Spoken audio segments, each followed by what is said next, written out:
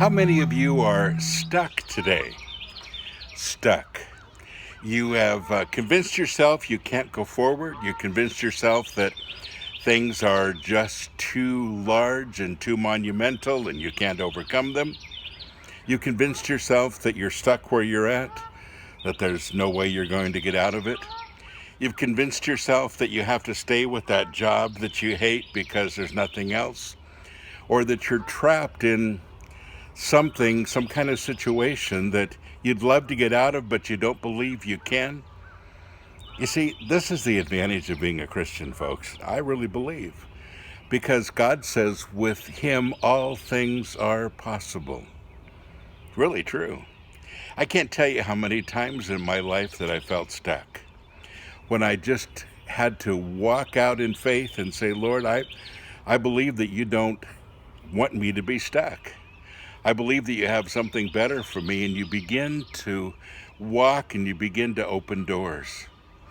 You know, God has a really difficult time steering an object that isn't moving. You can't do that, can you?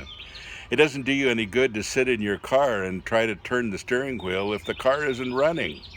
The only way you can steer it is, well, if the car's running and you're able to make the corners. The same is true with God in our lives. You know, it's real hard for God to steer us when we're not moving. And I guess the answer today is get moving. Don't feel like you're in a place where you're simply stuck, that you've just resigned yourself to being who you are and where you are, and you've come up with all the excuses why that's true. I don't believe it is. You know, we hear every day these success stories of people who fought against insurmountable odds and won. They're not any better than you. They're not any different than you. They are you.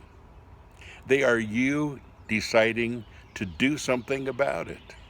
So that's my challenge for you today. Get unstuck. Don't stay where you're at. If you don't like where you're at, and if you don't believe you're in God's will and what He has for you, well, keep moving. God will steer you, but you got to move for Him to steer. And begin to open doors, begin to see what's out there, and begin to believe that God really does want the very, very best for you. God bless you. Have a great day.